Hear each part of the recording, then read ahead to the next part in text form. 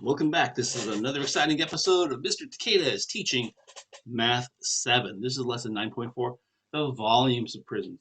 Oh, I think volumes is so much easier than surface area because surface area, everything, you have to get all these things separate and add them up.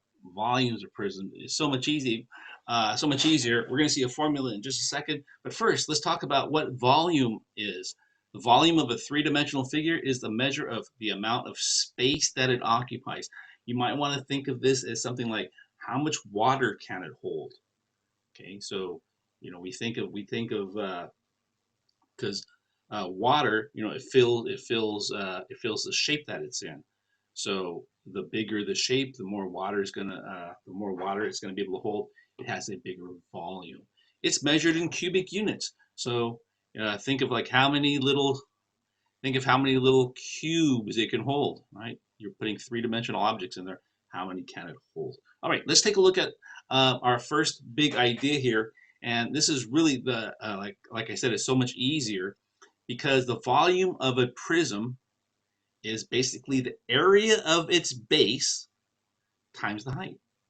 So it doesn't matter what the area of the base is. If you know your area formulas for a rectangle or a triangle or even a circle, you get the area of that base and you just multiply it by how high it is. And that's it. Base, area of the base times the height. Okay, so let's take a look at an example here. So in this case, the volume of it, this is our rectangular prism. Now here's our base on the bottom or the top. It doesn't really matter. It's 6 by 8. So the volume is base times height. Okay, so let's talk about the area of the base.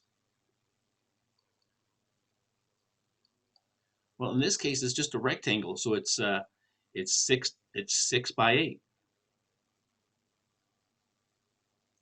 And that's going to be 48. So the area of the base is 48. The height is 15. So my volume will be 48 times 15.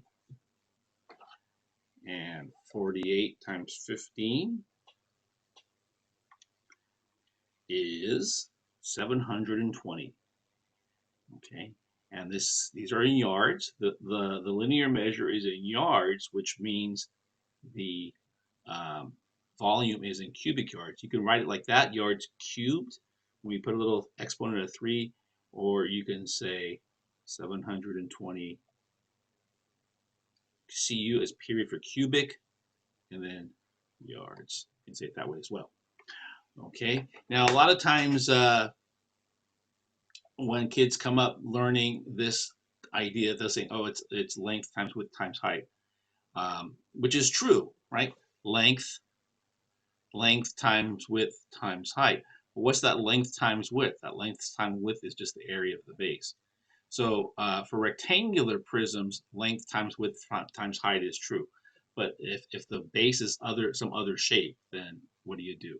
Well, just find the area of whatever base you're looking for. And so try this example, okay? Try this one, and you'll put the answer in at the end, and I'll meet you on the next. Here we go. Here we go, the volume of this prism. Now, we have these rectangular lateral faces here, but we have this triangular base. This is the base because I've got two of them, this side and the opposite side, right? The opposite side and this side. So these are the triangular bases. So we need to find the area of the triangle and then multiply it by the height of 4. Easy peasy lemon squeezy. Okay, so they're giving us this height of 2. So I know the area of my triangle is going to be 1/2 times 2 times 5.5. Boy, could they make this any easier for us? Why do I say is it any easier? Because what's 1/2 times 2? 1/2 times 2 is just 1. And I can multiply it by 1 in my head all day long.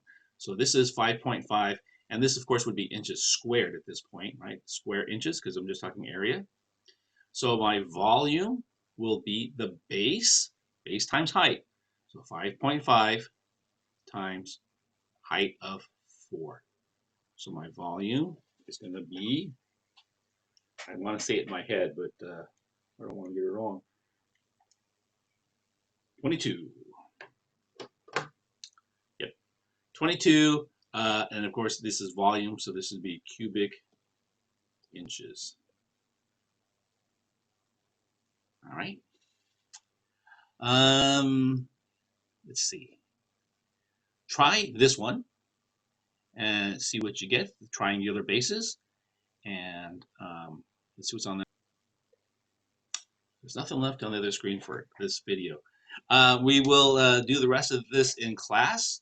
So get this one and put the answers in at the end of the Juno Pod, and I will see you in class next time. Thanks a lot, and have a great rest of your day.